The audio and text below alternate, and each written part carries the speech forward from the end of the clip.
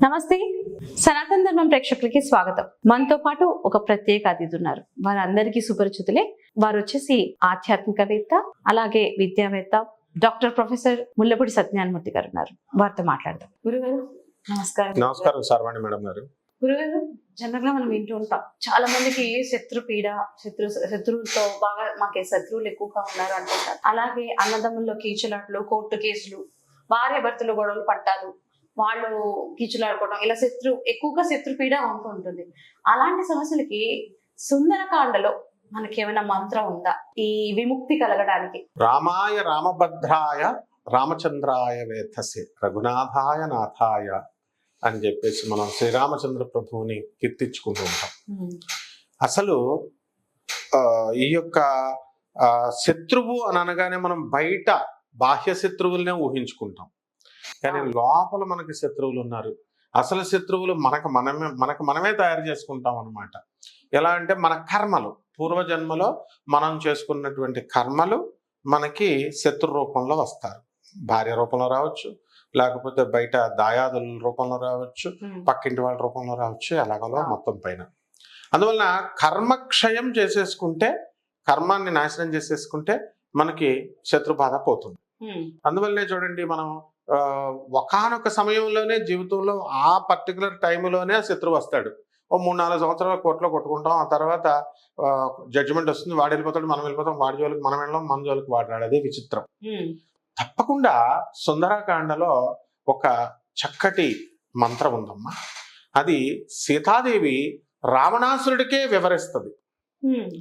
అది మూలం నుంచి నేను చెప్తున్నాను. ఈ యొక్క సుందరకాండ వాల్మీకి రామాయణం, ఇదిగో సుందరకాండ వాల్మీకి రామాయణం మూల గ్రంథం. ఇది అంటే ఒరిజినల్ గ్రంథం, ఎవరో చెప్పింది కాదు, సాక్షాత్తు వాల్మీకి చెప్పింది. ఏమిటి ఆ మంత్రం అంటే, విదిత సహి ధర్మజ్ఞ శరణాగత వత్సల తేన మైత్రీ భవతు తే యది జీవతుమిచ్చసి అని 21-20 శ్లోకాలు అన్నమాట. ఇది మనం డిస్ప్లేలో పెడదాము మంత్రం. విదిత సహి ధర్మజ్ఞ శరణాగత వత్సల తేన మైత్రీ భవతు తే యది జీవతుమిచ్చసి. అంటే సీతాదేవి రావణాసుడికి ఎన్నో రకాల ఉపదేశాలు చేసింది. నాయన, నువ్వు తప్పు చేస్తున్నావు, నన్ను ఎత్తుకొచ్చి స్త్రీని, ఏ స్త్రీనైనా సరే నువ్వు ఆ స్త్రీని తల్లితో సమానంగా చూడాలి. ఇలా నువ్వు చేస్తే పరస్త్రీలను కనుక క్రూర దృష్టితో కానీ వికృత దృష్టితో కానీ చూసినట్లయితే నా వినాశనం తప్పదు ఎవరికైనా సరే. ఇప్పుడు నలదమయంతుల కథలో మనం తీసుకున్నప్పుడు ఒక గడ్డి పోచ, ఇప్పుడు అతను ఇలా ముట్టుకోగానే వెంటనే మాడి మసైపోతాడు. ఎవడు వచ్చినటువంటి ఒక విటుడు. ఎందువల్ల అంటే వాడికి తపశ్శక్తి లేదు. దమయంతి పతివ్రత. అలాగే సీతాదేవి ఏం చెప్పుద్ది, రావణ నీకు కొంత పుణ్య శక్తి ఉంది కాబట్టి ఇంతకాలం బతికావు, పరస్త్రీనైనా నన్ను ఇలా ముట్టుకోగానే నువ్వు భస్మం అయిపోవాలి. పచ్చిగడ్డి లాంటి వాడివి. నలదమయంతి దాంట్లో ఎండుగడ్డి. తర్వాత ఇప్పుడు సీతాదేవి చెప్పేసరికి, ఆమె ఉపదేశాలు వినేసరికి రావణాసురుడికి మతిపోయింది. ఎవరి పేరు చెప్తే 3 లోకాలు గడగడ వణుకుతాయో అటువంటి నేను అంటే రావణాసుడికి ఇంకా అహంకారం ఉంది. ఒక మామూలు మానవ మాత్రుడైనటువంటి రాముణ్ణి నీచంగా వెళ్ళి శరణాగతి పొందాలా నేను, నువ్వు చెప్పినందుకు అంటాడు. ఎంతసేపు చెప్పినా నేను గొప్పవాడిని, నేను 3 లోకాలు వణికిపోతాయి అంటాడు తప్ప రామచంద్ర ప్రభువుని విష్ణుమూర్తి అవతారంగా గుర్తించలేకపోతున్నాడు. తర్వాత అని ఒకవైపు ఏమో కోపంగా ఉందేమో, ఇంకోవైపు 14,000 మహావీర రాక్షసుల్ని, మామూలు ఒకడిని ఇద్దరిని చంపలేదు రాముడు, జస్ట్ ఒక్క సెకండ్లో 14,000 మహావీర రాక్షసుల్ని 3 ఘడియల్లో మార్చేశాడు. మార్చేసినటువంటి రాముడి పరాక్రమాన్ని ఎదిరిస్తే ఎలా, చాలా కష్టమే కదా అని డౌట్లో ఉన్నావేమో రావణాసుర. 2 నీ మేధస్సును పురుగు వల్లే తొలుస్తున్నాయి. ఆయన పరిస్థితిని గ్రహించింది. ఈ డౌట్ లో రావణాసురుడు ఉన్నాడు. చూసి సీతాదేవి ఏం చెప్పింది, నాయనా రావణ, శ్రీరాముని శరణాగత ధర్మ దీక్షను గురించి నువ్వు డౌట్ పడకొస్తాను అంటే అంత గొప్పవాడు రాముడు. శరణు రామ అంటే చాలు, వెంటనే ఇంకా ఆయన్ని ఆదరిస్తాడనమాట. ఆయన దీక్ష తీసుకున్నాడు. ఆయన అయ్యప్ప దీక్ష లాగా ఈ మాలలు అట్లా శరణాగత ధర్మ దీక్షను తీసుకున్నాడు. శత్రువు అయినా సరే తనను శరణు వేడితే ఆయన ఏం చెప్పాడు, కాపాడలేనేటటువంటి నీతి కలిగినటువంటి వాడు రాముడు. ఆయన్ని ఆశ్రయిస్తే నిన్ను ఎన్నడూ కూడా వదులుకోడు, నిన్ను తప్పకుండా కాపాడి తీడతాడు అని చెప్పింది. శత్రువైన నన్ను ఎలా కాపాడుతాడు అని ఆందోళన పడుతున్నామేమో, ఆయన శరణాగత వత్సలుడని నీకు ముందే చెప్పాను. త్వయి కించిత్ సమాపన్నే, త్వయి కించిత్ సమాపన్నే కిం కార్యం సీతయా మమ అన్నట్లుగా ఆశ్రితులకి ఎవరైతే వచ్చి శరణ అని ఆశ్రయం పొందుతారో రామచంద్ర ప్రభు దగ్గర, ఏ కొంచెం కించిత్ చిన్న ప్రమాదం కలిగినా సరే సీతాదేవితో కూడా నాకు అవసరం లేదని సీతాదేవినే వదిలేస్తాడు. ఆశ్రయం వాళ్ళు చిన్న అపకారం జరిగినా భార్యను కూడా చూడకుండా, అంటే అంత ఇంపార్టెన్స్ ఇస్తాడు శత్రువులకి, తను ఆశ్రయించిన వాళ్ళకి, ఆశ్రితులకి. నన్ను కూడా వదులుకునేటటువంటి త్యాగశీలయ్య, అంత గొప్పవాడు రాముడు. శరణాగత రక్షా దీక్షితుడు ఆ స్వామి శ్రీరామచంద్ర ప్రభు అని చెప్పుద్ది. సీత, నన్ను శరణు వేయడమంటావా?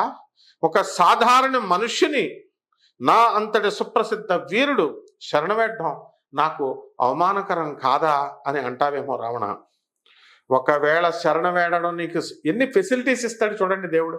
దేవుడు నాకేం చేయలేదు అంటారు వీళ్ళు. ఒకవేళ శరణ వేడడం నీకు సిగ్గుగా అనిపిస్తే కనీసం రామచంద్ర ప్రభువుతో స్నేహమైనా చెయ్యయ్యా బాబు. ఆ మహాత్మునితో నీకు అసలు పోలికే లేదు. నువ్వు నెంబర్ 1 వెధవి, రాస్కెల్వి. శ్రీరామచంద్ర ప్రభువు మహానుభావుడు ఆయన. అయినా సరే నువ్వు పోనీ ఆయనతో సమానం అనుకొని స్నేహం చేయి. అయినా నీవు ఆయన సమానం అనుకొని మైత్రి చేసినా కూడా ఆ మహావీరుడు నిన్ను తప్పకుండా మన్నిస్తాడు. పౌండ్రిక వాసుదేవుడి విషయంలో అదే జరిగింది.